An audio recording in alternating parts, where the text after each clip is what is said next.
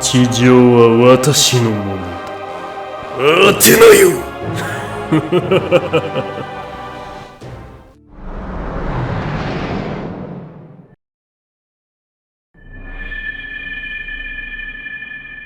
Yo tout le monde, bienvenue sur ce nouveau réagit sur Sentia Show. Sentia Show. Épisode 6. Épisode 6, bah écoutez, il y a beaucoup de choses à dire. Je sais même pas par où on va commencer. Je pense qu'on va commencer par le début.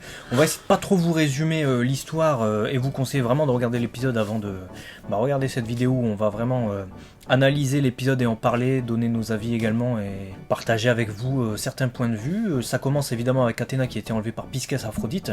Donc elle se retrouve au sanctuaire confrontée à Saga. Là j'avais une grosse inquiétude. Parce que Saga, on ne doit pas nous le montrer avant la fin, normalement, du sanctuaire pour l'histoire originale.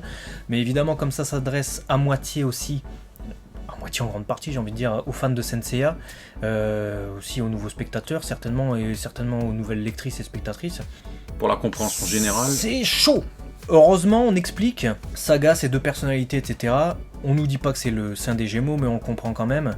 Enfin, le gold saint des Gémeaux. D'ailleurs, dans la dernière vidéo, je disais saint d'or. Je sais pas pourquoi, j'étais fatigué certainement, mais c'est Gold Saint évidemment, donc pour Chevalier d'Or évidemment.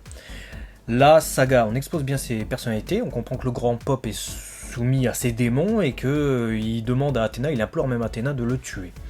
J'étais inquiet quand même, parce que Saori a des doutes dans la série originale sur l'identité du grand Pop, elle se dit c'est peut-être cet homme-là. Elle pense aux deux visages, tu vois. C'est le seul aux deux visages qui est comme ça. Là, ça nous donne peut-être une piste pour qu'elle pense ça plus tard dans la série. Donc sur ça, je suis d'accord.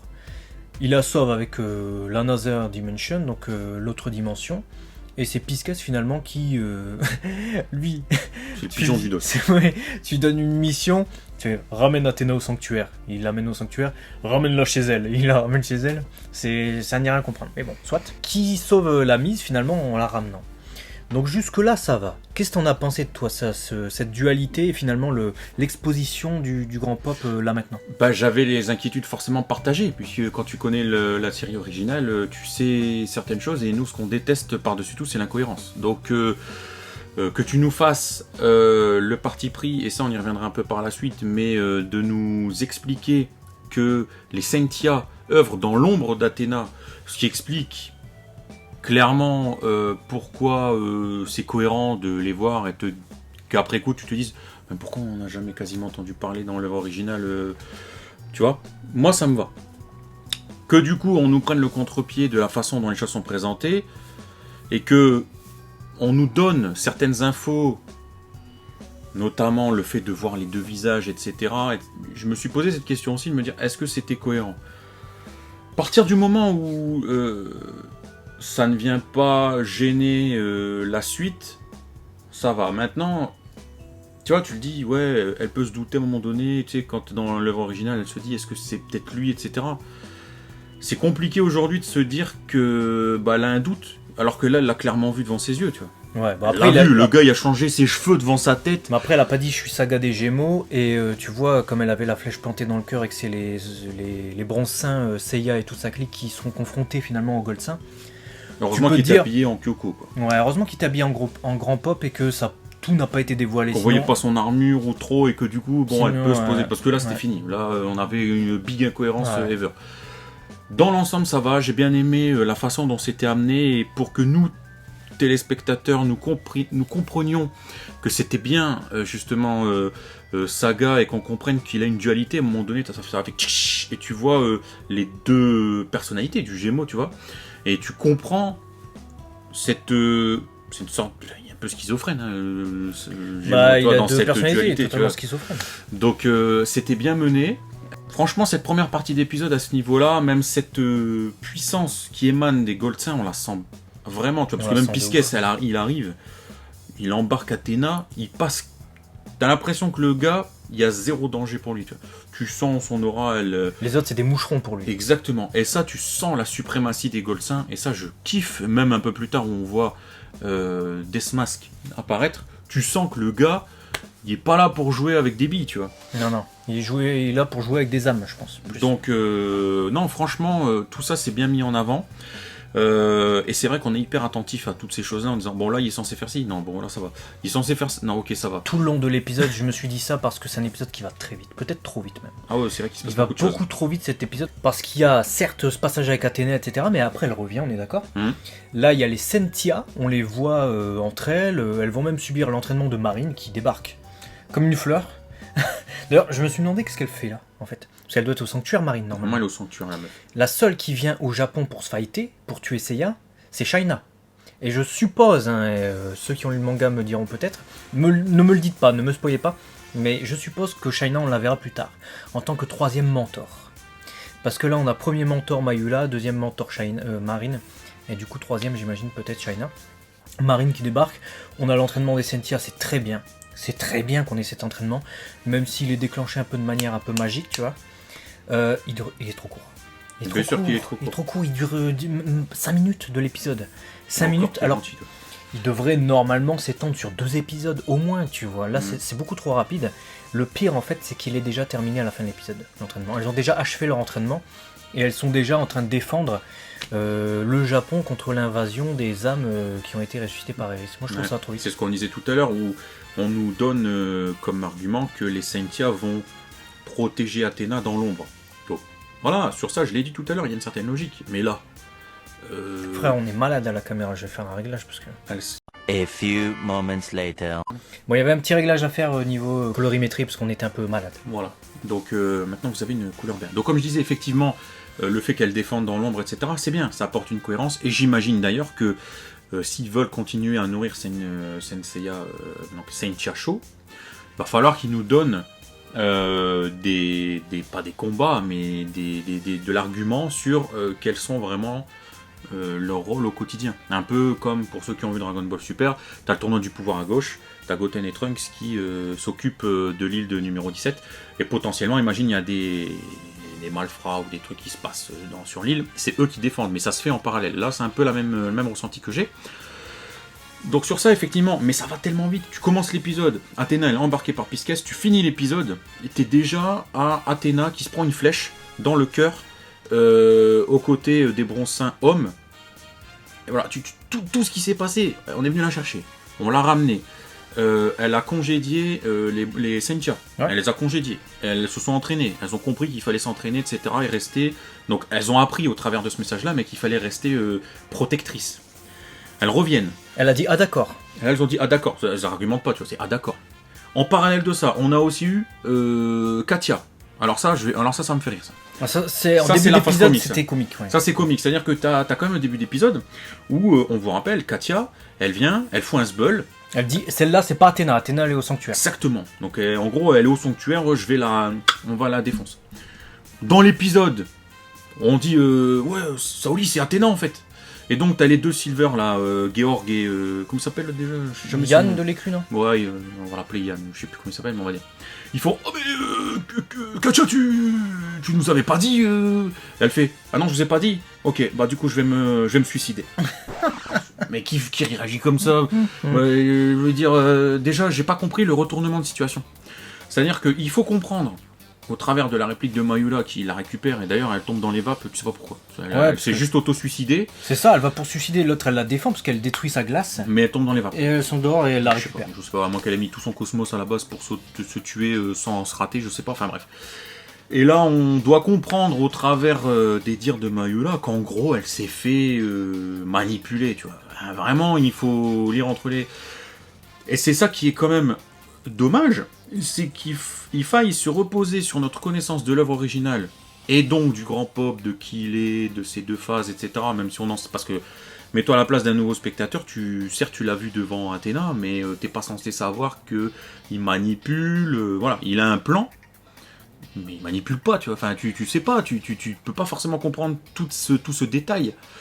Non, tu le découvres du coup là en l'occurrence, mais tu dois le déduire vraiment. Faut vraiment être accroché parce qu'il se passe tellement de trucs dans l'épisode. Donc c'est pas assez clair parce que ça rush. Et ça va trop vite dans l'épisode, parce que ça c'est tout début d'épisode, elle dit ça, tu vois. En une phrase, elle dit en fait Athéna était au sanctuaire, je sais plus quelle phrase elle dit exactement. Mais en fait elle nous fait comprendre à travers une phrase, alors qu'elle disait pile l'inverse dans l'épisode d'avant, qu'en fait, oui voilà c'est ça, elle dit ça y est Athéna on l'a emmené ou je sais pas quoi. Athéna c'était pas Athéna, tu venais de dire dans l'épisode que j'ai vu avant.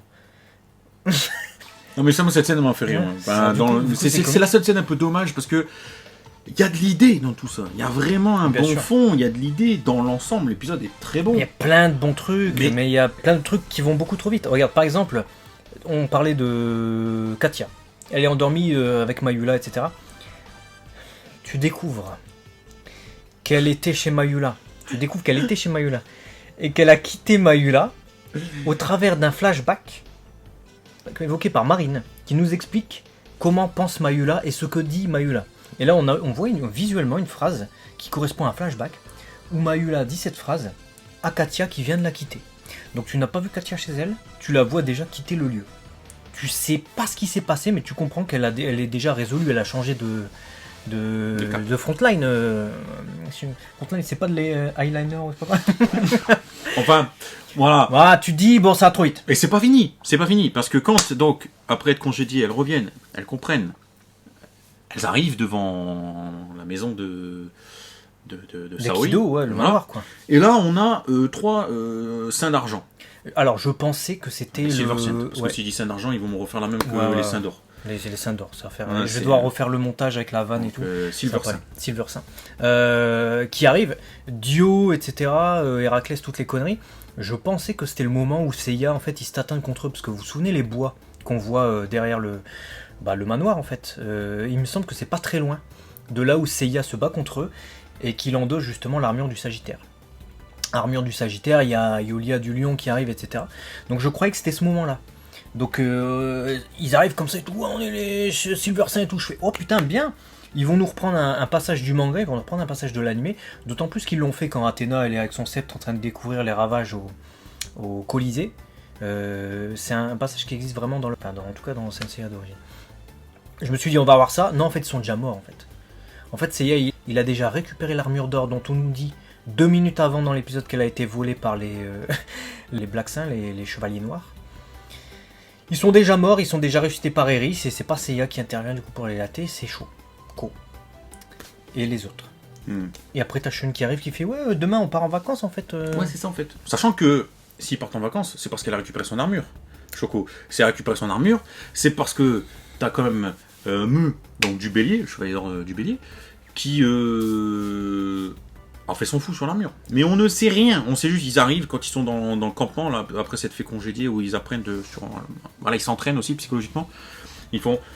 Ah ouais, donc, vous a fait chier ton armure, mais elle est réparée. Voilà. Et techniquement, c'est ce qu'il a dit, je suis désolé, mais c'est ce qu'il a dit. Ouais, c'est Marine qui a dit ça. C'est Marine, ouais c'est Marine, c'est pas les mecs, j'ai un autre plan en tête. Mais ouais, enfin tout ça pour dire que de toute façon, on lui pose l'armure, tu vois.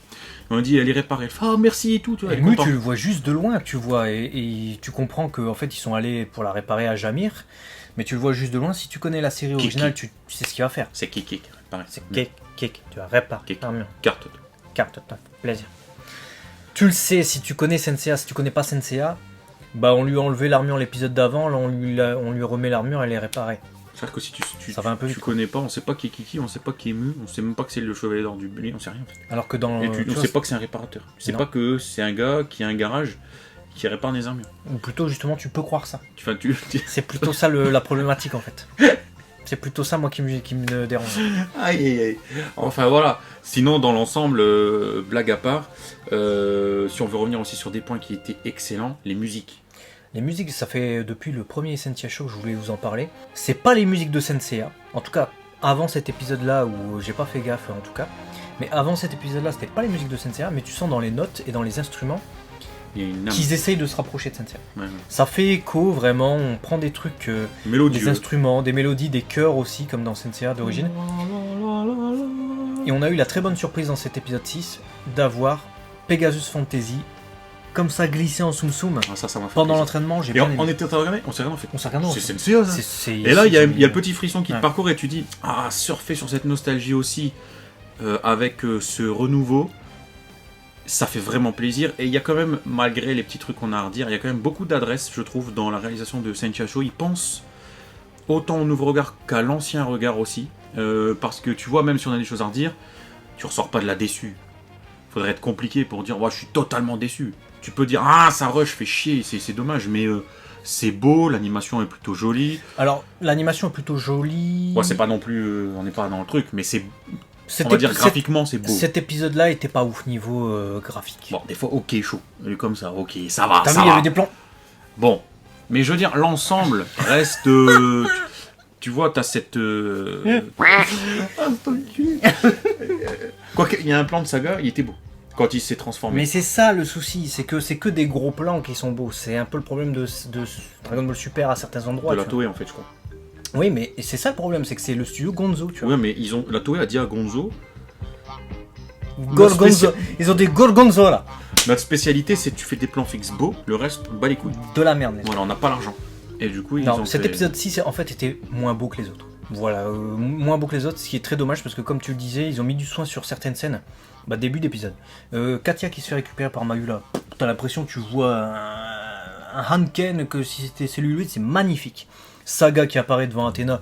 Athéna, tu te dis putain, ouais, magnifique. Et après, t'as plein de. Tu vois, les entraînements des Saints, il y a Choco qui met des pains, etc. Et la toute fin est magnifique quand elles revêtent. Ouais. Quand elles mettent leurs armures. Ouais. Et que t'as aussi toutes les armes là qui volent. C'est Mais, bémol, pas d'animation.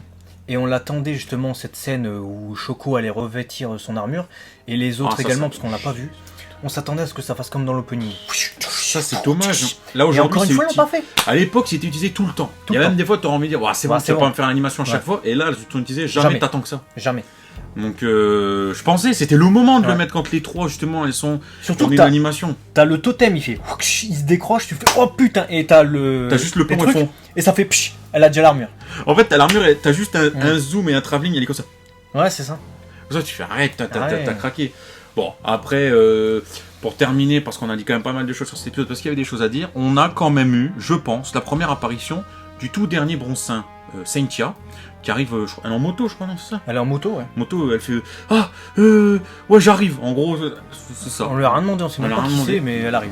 Donc, C'est ça aussi, on vous disait qu'il y avait trop de trucs. C'est bien sûr qu'il y a beaucoup trop de trucs. Le fait de voir Shun, voilà, c'était pas nécessaire. Le fait que ça se termine, ils sont déjà au sanctuaire, c'était pas nécessaire. Marine, voilà, toutes les informations sur les Silver Saints, c'est bien, mais il y en a trop. Et puis l'avancée également avec les Sentia. On aurait aimé que l'entraînement dure un épisode entier. Un entraînement, ça dure un épisode entier.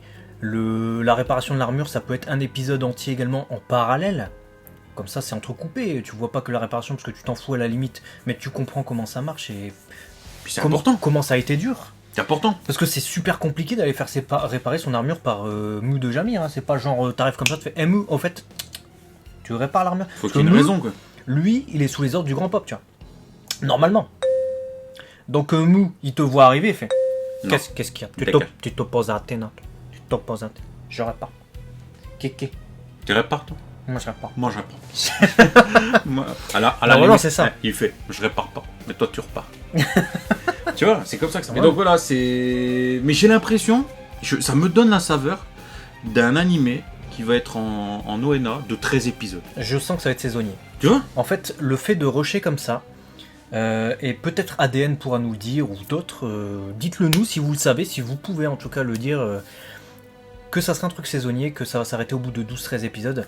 Parce que quand ça rush comme ça, t'as l'impression qu'ils doivent Tout dire en peu de temps. tout consacrer, je sais pas, un arc peut-être entier au-delà d'Eris. Voilà. Ils disent ça doit aller de A à Z, Et là, quand ça- tu découpes, ça rentre pas. Donc on fait en sorte que ça rentre. Sinon, je comprends pas. Sinon, je comprends pas cet épisode. Alors regarde, les trucs qui sont moins saisonniers. Tu regardes sur ADN Captain Tsubasa. Ils sont à l'épisode 42, je sais pas quoi. Le rythme, il est Bah, normal, il est- tu vois. Le il est à rythme, peu près normal. il est Ça, à peu ça près va un normal. peu vite par rapport à la série d'époque, Voilà, évidemment, mais parce que un c'est un peu. remake. Mais un peu, Là, tout ce qu'on a eu dans un épisode, on aurait pu en faire 3. Tu vois. largement. Donc, Normalement, tu fais 3 épisodes avec ça. Bah dites-nous dans les commentaires ce que vous avez pensé de cet épisode, comment vous l'avez perçu. Si jamais il y a du spoil parce que vous avez lu en même temps en parallèle, mettez une balise spoiler, descendez et après rédigez votre truc pour le respect de tout le monde. Ouais, ne spoilez pas le manga. Moi, je vais aller regarder de toute façon les chapitres qui correspondent aux épisodes, à l'épisode qu'on a vu. Tu vois, j'ai l'impression d'avoir vu plusieurs épisodes. Bah ouais, mais c'est pas assez. Et un autre truc, c'est que j'ai pas eu le temps de m'attacher au personnage, tu vois. La. Comment ça s'appelle Shaoling, elle apparaît l'épisode d'avant, tu la vois 1 minute. Et dans cet épisode, tu la vois 1 minute. Ouais, et elle Tu est déjà vois. bronzin importante, elle fait partie des 5, tu vois. Et je me suis pas attaché au personnage. Je la vois, elle est jolie, elle est cool, truc chinois et tout. Je fais, ah bien, ça a l'air stylé, mais c'est tout. Miu. Mi. Miu. Miu. Mi. C'est un dauphin, quoi. Et les autres, Mi, c'est un doux. Katia, tu vois, on nous fait le revirement là, dans le même épisode. Mais t'as pas le temps de T'as t'attacher. pas le temps. Parce que tu vois plus de temps en mauvaise que ben. Donc bon, on verra. Mitigé, mais vraiment mitigé, de très bons trucs. Non. Et des. Mitigé. On va conclure là-dessus, Matané, ça fait plaisir.